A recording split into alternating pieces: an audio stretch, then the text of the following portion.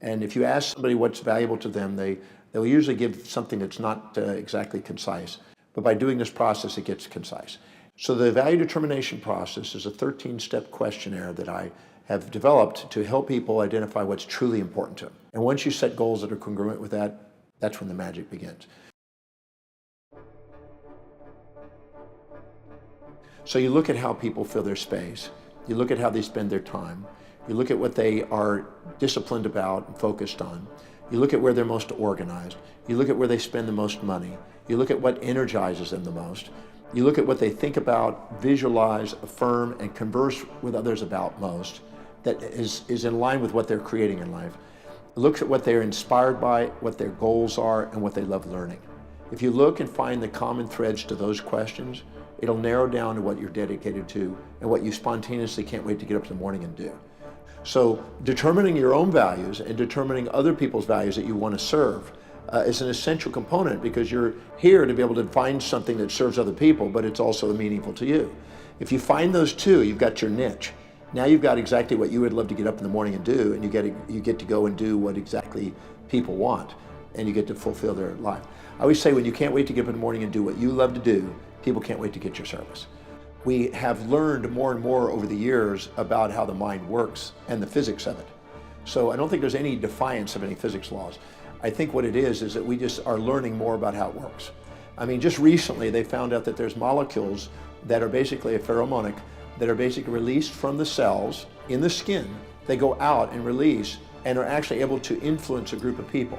So that means that you can actually sense through molecules what emotion somebody else is having. Now, they didn't know that occurred until recently. So when you're in a room, you can have a sense for other people and sense what they're feeling and intuitively guess that. But now we found out that that's been actually traced to molecules. They just recently found out we have other senses that we didn't realize. So as we learn more and more about the brain and the physiology, a lot of the mystical components of it start dropping away. So I'd rather not say that it's outside the laws of physics. I just say that we haven't learned all the physics laws. What happens is every human being lives by a set of priorities, a set of values, things that are most important to least important in their life.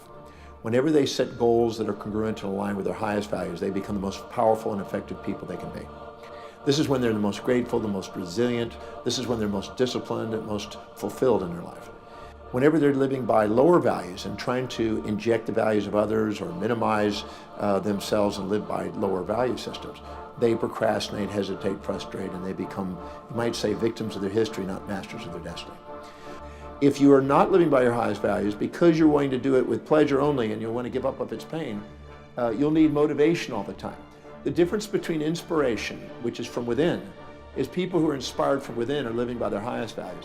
And people that need motivation from without are people that haven't found that highest value and are living by lower values, and they need constant incentives and motivation and only pleasure to keep them going.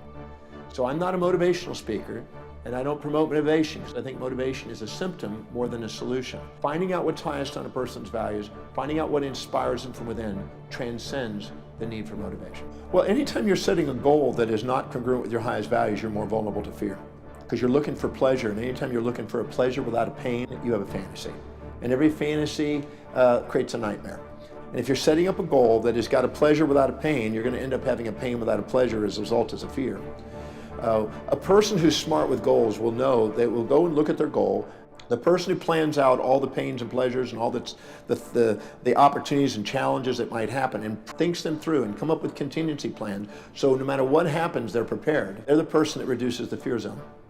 So if you have a goal and you got a big enough reason for something and you've thought out your plan, you reduce the probability of having phobias and pains. I think you need to have balanced thinking, know both sides, have a preparation for both sides. That's a true strategy. People that have clear plans like that, they get their outcomes. I think that people who think they're going to be positive all the time are delusioned. So I'm not a positive thinking guy. I'm a balanced thinking guy. But when people are down, that you need the positive thinking. But when you're up and you're fantasizing and setting up fantasies and pies in the skies, you need some critical thinking to be able to put you back into reality. So I'm a believer in both sides are needed. Well, the real principle behind the law of attraction is not really metaphysical, as some would like to propose, although it seems to be, because we don't understand the laws behind them. If you're a woman and you're dedicated to children and you have 3 beautiful children and you walk in a mall, you're going to notice things related to children. You're not going to notice business materials. But if you're an entrepreneur and you're walking in a mall, you're going to notice business things. You're not going to notice children's things. So that means that whatever's most important to you, whatever's highest on your value, whatever your real purpose and most inspiration is, you're going to filter out of your reality. You're going to see opportunities. You're going to make decisions quicker because you got more awareness, and you're going to stick to them with more perseverance in that area, and you're going to see more synchronicities. So a lot of the secret is simply those things that occur spontaneously when you're congruent with your highest values. Because so many people came up to me at the thing and said, well, the secret didn't work for me. Like one lady came and said, I went out to my mailbox and I expected $1 million check. I did it every day for 3 months and there was never $1 million check. I suggested that she go out and try to get a job. Now, there's only 2 ways to having fulfillment. Either you set goals that match the highest values, or you change the values to match the goals you set. So if I go and I stand in front of thousands of people and I ask, how many of you want to be financially independent? Everybody puts their hand up. When I ask how many are, most everybody puts their hand down. 1% or less actually make financial independence, but 100% of the hands go up. So that means 99% of the people are living in a delusion. And if you ask them what are they going to do if I gave them $10 million, I guarantee you, I've done it thousands of times, 2 to 8 million of that will be spent in less than a minute. If you ask them what would they do if they had $10 million, they'd write down all the things. They'd buy that car, they'd buy that trip, they'd buy this. And it was all consumers, all depreciables, all devaluing. As long as they spend their money on depreciables and consumables, they really don't have a real desire for building wealth. They have to invest it and buy things that appreciate in value if they want to be wealthy. And people who don't have those values aren't going to get there. Out of all the studies I've done, axiology, the study of values and worth, is the most crucial study that I know. I've just finished a book this week, and it's the most crucial topic that they will have in business, because human beings are not here to be motivated, they're here to be inspired from within. And when they live by their highest values, that's what happens. That's when they're a genius in the mind, productive at work. That's when they get the greatest self-worth. That's when they end up communicating most effectively what they love. That's when they wake up their leadership. That's when their health is most vital and energized. And that's when they're most inspired by a vision. Persons procrastinating about what they say they want to do, they think it's anytime you say something is important and you need to be reminded to do it, it's not it. You haven't found it. I see this every day in my programs. People come to me and says, I keep procrastinating, I keep doing it. For probably a decade, I asked audiences to write down the #1 question they had, just out of curiosity.